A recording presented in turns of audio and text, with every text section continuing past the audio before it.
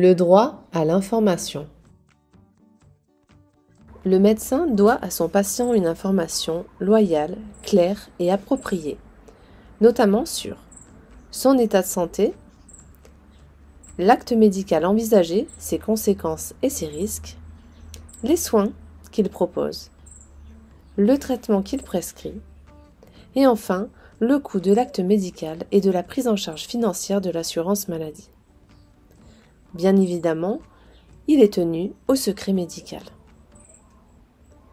Cependant, il existe des exceptions, les urgences, l'impossibilité d'être informé et le refus de l'être.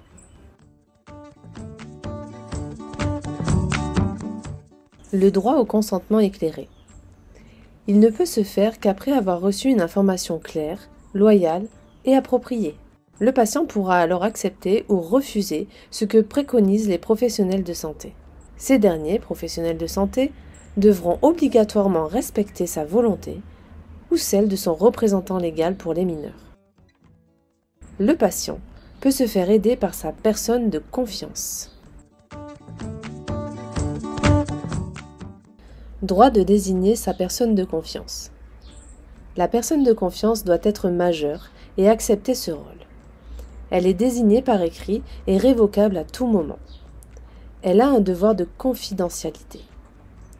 Le patient doit signer son accord pour la nomination de cette personne.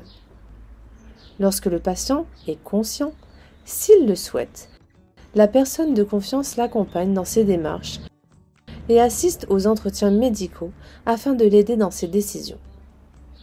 Lorsque le patient n'est plus en état d'exprimer sa volonté, la personne de confiance doit toujours être consultée. Elle est la référente auprès de l'équipe médicale et son avis l'emporte sur tout autre avis de la famille ou des proches.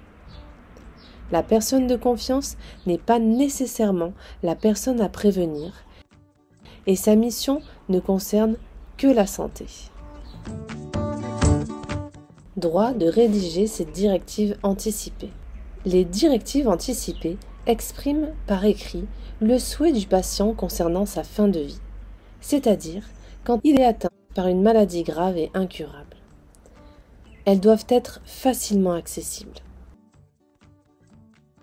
Ces directives s'imposent aux médecins pour toute prise de décision. Elles ont une durée illimitée, mais peuvent être modifiées ou annulées à tout moment. En l'absence de directives anticipées,